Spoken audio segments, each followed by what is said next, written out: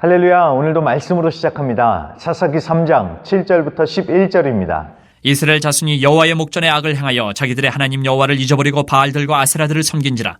여호와께서 이스라엘에게 진노하사 그들을 메소포타미아 왕 구산 리사다임의 손에 파셨으므로 이스라엘 자손이 구산 리사다임을 8년 동안 섬겼더니 이스라엘 자손이 여호와께 부르짖음에 여호와께서 이스라엘 자손을 위하여 한 구원자를 세워 그들을 구원하게 하시니 그는 곧 갈렙의 아우 그나스의 아들 온니엘이라. 여호와의 영이 그에게 임하셨으므로 그가 이스라엘의 사사가 되어 나가서 싸울 때에 여호와께서 메소포타미아 왕 구산 리사다임을 그의 손에 넘겨주심에 온니엘의 손이 구산 리사다임을 이기니라. 그 땅이 평온한 지 40년에 그나스의 아들 온니엘이 죽었더라.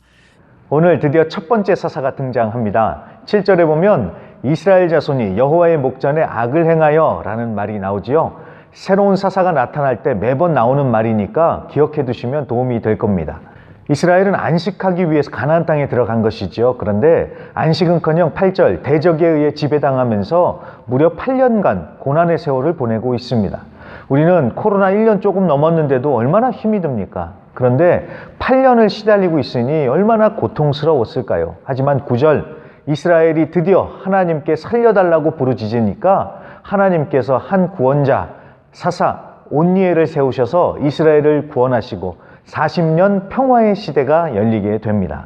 이스라엘이 8년간 고난의 세월을 보내야 했던 이유가 무엇입니까? 악을 행해서인데 그 악이 구체적으로 무엇일까요? 7절 하나님을 잊어버리고 우상들을 섬긴 것입니다. 여기서 잊어버리다 히브리어로 샤카흐는 잘못 놓다는 뜻입니다. 내 마음의 중심에 삶의 중심에 하나님이 아닌 우상들을 놓는 것, 이것이 하나님을 잊어버리는 악인 것입니다.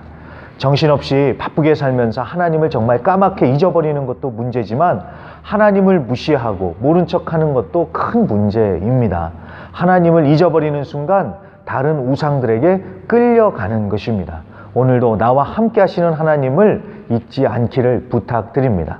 둘째로 이스라엘 백성들은 그렇게 고통을 당하면서도 무려 8년을 버팅기다가 그제서야 하나님께 부르짖습니다. 처음부터 하나님을 찾았으면 8년이 아니라 8일도 안 걸렸을 텐데 말입니다. 자, 힘들고 어려움에 처했을 때 내 힘으로 어떻게 해보려고 할 것이 아니라 당장에 하나님께 부르짖으시기를 간절히 부탁드립니다. 그리고 오늘 첫 번째 사사로 등장한 온니엘은 원래가 용맹한 전사였습니다. 하지만 온니엘이 사사로서 사명을 감당할 수 있었던, 승리할 수 있었던 비결은 10절 하나님께서 적들을 온니엘에게 넘겨주셨기 때문이며 그리고 여호와의 영, 성령이 온니엘에게 임했기 때문입니다.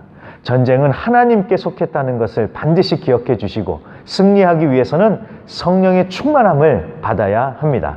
마지막으로 예수님 얘기를 안 할 수가 없겠습니다. 11절 하나님이 보내신 구원자 사사 온니엘로 인해서 평화가 시작이 됐습니다. 하지만 온니엘도 죽고 평화의 시대도 40년을 끝으로 막을 내립니다. 영원한 평화, 안식, 샬롬은 아닌 것입니다. 그렇기 때문에 오늘 말씀을 보면서 영원한 평안, 샬롬을 가져올 완벽한 구원자를 우리는 바라볼 수밖에 없는 것입니다. 그 구원자가 누구입니까? 바로 예수님입니다. 예수님. 우리의 구원자, 사사가 되시는 예수님을 바라보시면서 오늘도 승리하시길 간절히 기도합니다.